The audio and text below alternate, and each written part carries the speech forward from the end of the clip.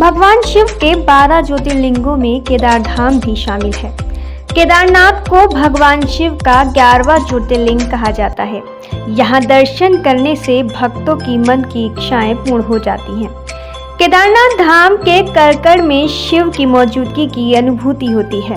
यहाँ महादेव शिवलिंग रूप में विराजमान हैं। हर साल बड़ी संख्या में भक्तों जोखिम उठाकर भोलेनाथ के दर्शन के लिए केदारनाथ पहुँचते हैं। मान्यता है कि केदारनाथ धाम में भगवान और भक्तों का मिलन होता है।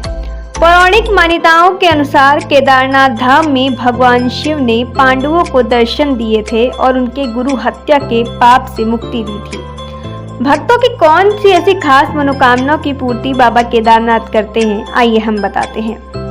देश के 5 पीठों में शिव का केदारनाथ धाम सर्वश्रेष्ठ माना जाता है।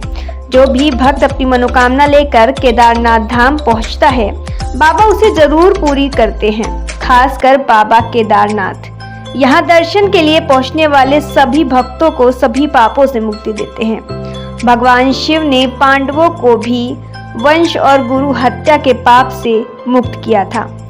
मान्यता है कि जो भी भक्त बाबा के दर्शन के लिए केदारनाथ धाम पहुंचते हैं, बाबा उनको सभी पापों से मुक्त कर देते हैं। शिव पुराण के मुताबिक केदारनाथ धाम के दर्शन मात्र से ही मनुष्य को मोक्ष मिल जाता है।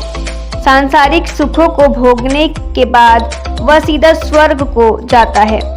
वहीं लिंग पुराण के मुताबिक जो भी मनुष्य संन्यास के बाद केदार कुंड में रहता है, वह भी शिव के समान ही हो जाता है। उत्तराखंड के केदारनाथ का नेपाल के पशुपतिनाथ से खास कनेक्शन है। पशुपतिनाथ के बिना केदारनाथ को अधूरा माना जाता है। मान्यता है कि केदारनाथ धाम में भगवान शिव की देह और पशुपतिनाथ में शिव का मुंह मौजूद है।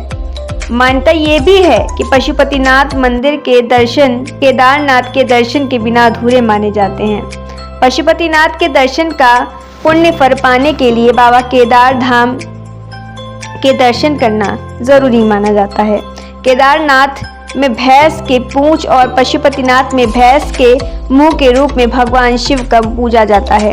पौराणिक कथा के मुताबिक महाभारत के युद्ध में अपनों का खून बहाते देख भगवान शिव पांडवों से बहुत ही क्रोधित थे, जिसके बाद उनसे माफी मांगने के लिए पांडव शिव से मिलने काशी पहुंच गए, लेकिन शिव वहां से विलुप्त होकर केदारनाथ धाम चले गए।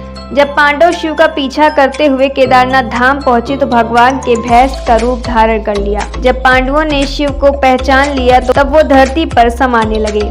इसी बीच गदाधारी भीम ने भैंस रूपी शिव को पकड़ लिया।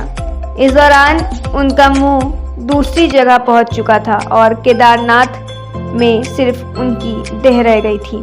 तभी से केदारनाथ में शिव के देह वाले हिस्से की पूजा होने लगी और जिस जगह भैंस रूपी शिव का मुंह पहुंचा, वहां पर पशुपतिनाथ के नाम से प्रसिद्ध हो गया।